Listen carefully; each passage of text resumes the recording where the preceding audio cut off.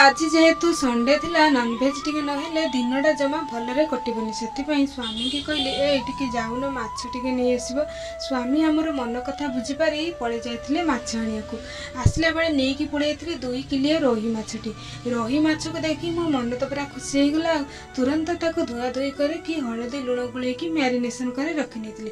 एपटे सोरिष आ अदा रसुण को बाटी की नै आसथिले।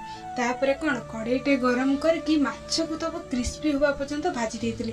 देखंतु माछ को केते बढ़िया सुंदर लाल लाल करके भाजी देइतिली।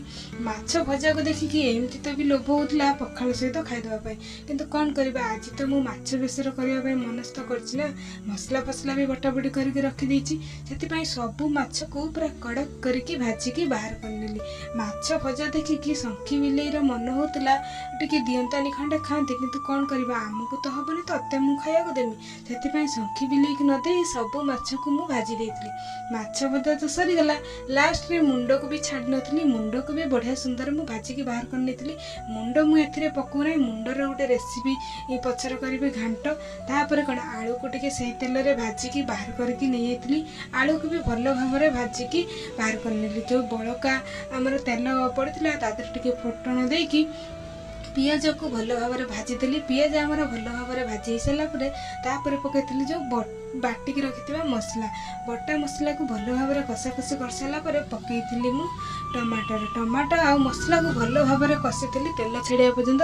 तापर पकेइथिली गुंड मसला लंका गुंड, जीरा गुंड, धनिया पाउडर, हळदी आ स्वाद अनुसार लुण पके कि भलो भाबरे गोटे बढ़िया मसलाटे कर देथिली।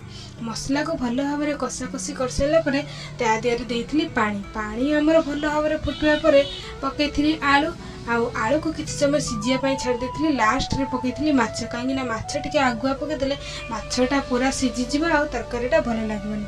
माछ पकई साइला परे तरकारी देखिकी कलरटा केते लुभ संभाली होतला। देखुना कलर केते बढ़िया होइछि आ केते बढ़िया सुंदर देखा जाउछि। लास्ट रे टिके कंचा लंका पकई देथिली। एते सुंदर वासना आसुतला ते लोभ संभाली हो नथला। शीघ्र रोषेई तो सही गला। समस्त पई बाड़ी देथिली। समस्ते खाइकी कहले वाओ आज केते बढ़िया तरकारी होइछि। ता सहित मुंडरे भी गोटे छेंचड़ा करथिली आ बाइगण रे गोटे भी तरकारी करथिली। समस्त पाड़ी देकी मु खाइ देथिली। जय जगन्नाथ, बाय बाय।